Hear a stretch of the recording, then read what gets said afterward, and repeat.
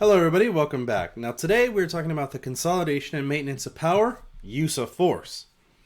As a refresher, consolidation means the action or process of combining several things into a single, more efficient or coherent way.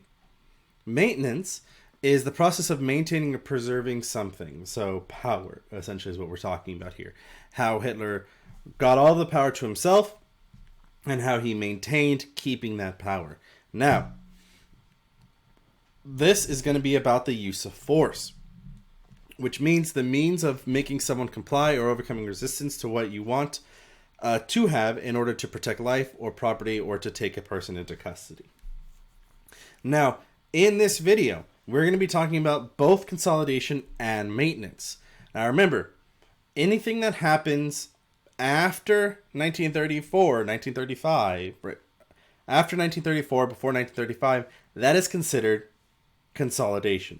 Afterwards is considered maintenance. And that's important because the three examples we're going over today is the Night of the Long Knives, the Schutzstaffen, and the Gestapo. Now, the Night of the Long Knives is consolidation. Schutzstaffen and Gestapo are maintenance. And it's going to be a little odd because, especially when it comes to the Schutzstaffen, also known as the SS, they have a interesting middle ground of existing before but not being relevant until later. So let's dig right into this. Now, the use of force. The first example we're going over is the Night of the Long Knives. This takes place in June 1934. So Hitler, through the Enabling Act and the Gleichschaltung, now has full and complete control of the government. He has full and complete control of the military. He has complete control of the police department. He has complete control over almost every aspect of life. Now, the Night of the Long Knives is where Hitler and members of his government start to get a little suspicious of the SA. Remember, the SA being the brown shirts who helped Hitler come to power. Well, it was really members of the army who want to try to curry favor with Hitler, who want to try to be join Hitler's government and kind of suck up to him, if you will. And the SS, who was a competing military, as we're going to learn, or not a competing military, a competing security group, as we're going to learn in the next slide. Both of these two groups were trying to tell Hitler and convince Hitler, like, hey, the SA is dangerous. The people who helped you come to power, they're dangerous.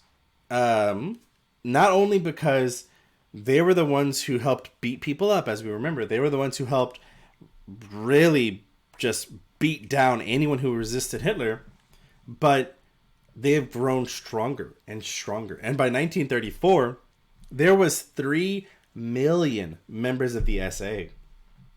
And so Hitler started to realize, yeah, no, these guys are potentially dangerous because if they wanted to overthrow me, if they wanted to attack me, they might. They possibly could. And so in June 1934, after there was an incident between SA members and the public, Hitler goes over with his security guards and say the SS and says, like, what happened? What did you do? What went wrong?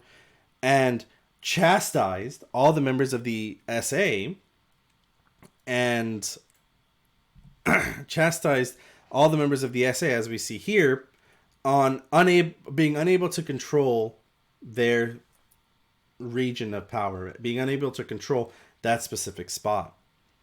And what made it worse was, as we remember, the overall leader of the SA, Ernest Röhm, this gentleman right here sitting next to Hitler, was his best friend. So Röhm felt some shame and felt some issues that members of his group, members of the SA, were not leading up, were not helping the overall cause of the Nazis. And after this meeting, after this chastising, on June 30th, 1934, Hitler made his way back to Berlin, made his way back to the capital. When he made his way back to the capital, he told the propaganda minister Joseph Goebbels and the head of the SS, I want you to round up all of the SA leaders and execute them tomorrow. So, in the middle of the night, Ernest Röhm, this gentleman, that gentleman, and you can't really see him. He's kind of standing up. We're all rounded up, taken, and executed in one night on June 30, on July 1st.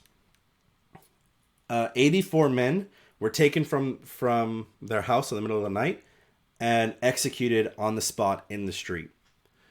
Over the next 3 days, the SS and the army go around and round up about 1,000 people, 1,000 leadership members, and start executing them and starts killing them. It is debated on how many people died in the Night of the Long Knives. The confirmed number we have by the Nazi government was 84, but largely historians suspect it was anywhere between 800 and 1,000 people who were executed. All of this was consolidation of power, because as you can see here in this cartoon, now that people realized and people saw that no one is safe, that Hitler's best friend, his literal best friend, Ernest Röhm, was executed, no one was safe.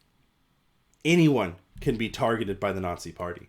So this was the last point. This was the last consolidation that Hitler used to show, if you don't conform with me, if I don't like you, if you don't do what I want you to do, you will die.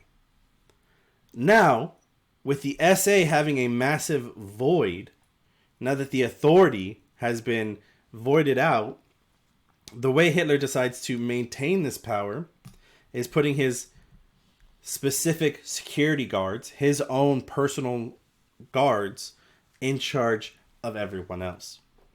So this is where we get to the Schutzstreifen, also known as the SS. You can refer to them as the SS. You don't have to refer to them as the Schutzstreifen. Now, although this group was founded in 1924, way before Hitler came into power, because they were founded by Hitler to protect him, they didn't become really big or important until after the Night of the Long Knives, because they were the men who were in charge of executing those individuals. They were the men that were in charge of now replacing and filling the void that was left over. So essentially, they were in charge in maintaining the power for the Nazi Party.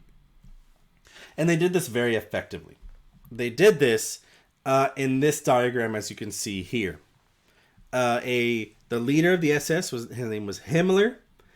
He and the SS were in charge of 3 different parts of the authority of the country. They were in charge of the Gestapo, which we're going to hear about in the next couple of slides. In the next slide, they were in charge of the civilian police, and they were in charge of the Waffen-SS. Now, what makes these 3 things important is the civilian police had to report anything to the Gestapo and the SS. They were in charge of reporting Jews. They were in charge of reporting communists. They were in charge of reporting anyone who posed a threat, and the SS would take care of them. The Gestapo, I'm going to talk about in a little bit. So I want to take a moment or two to really reflect on the Waffen-SS. The Waffen-SS is also called the Death Head Division. And the reason why they were called the Death's Head Division, which is actually, this is a picture of a man who was a part of that division. Their job was the Holocaust. Their job was the rounding up of Jews, the systematic execution of Jewish individuals. Their job was to find Romani people, Black Germans, anybody who was not pure Aryan race, and put them in concentration camps. They were the exclusive people dedicated for that. These guys were sent not only to concentration camps, but also sent two German military brigades and battalions, and their job was to make sure people were doing exactly what they needed to do. They had the power to execute anyone they wanted to, anyone that would fight them, anyone who would stand against them. They were a very scary bunch. Now, the military feared them, the government feared them, and the population feared them. And if you weren't afraid of the SS, you were afraid of the Gestapo. The Gestapo was Hitler's secret police. These guys were in charge of the enacting and pushing the Enabling Act. They came into power immediately after the Enabling Act of the Gleichstellung, and their job was to ensure that no one fought against it. So they went around beating people up like the SA, specifically beating up the SA. They were so ruthless, they beat up the ruthless brigade. And they're in charge of really finding anyone who opposed Hitler, any member who was part of the homosexual community, and any form of counterintelligence.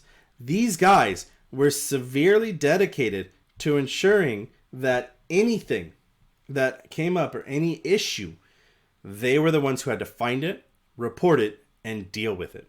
Now, the larger issue with this is that in reality, they were perceived as a huge threatening force. But the reality of the case was they weren't that far. They were not that strong. They were not that well spread that the people thought they were. People thought that anyone could hear and anyone would find out that the Gestapo was around them. That if I said one thing to a friend of mine, that the Gestapo was already listening to me. The problem is that wasn't really the case. It was impossible for them to really ever do what was demanded of them. But regardless of that, they did the best job that they could with what they had and were still a frightening force. Now, both the Gestapo and the SS, this is the last point I want to make, are members of the maintenance of power for Germany, for Hitler. They wanted to maintain that Hitler's power stayed with him through violence and through force.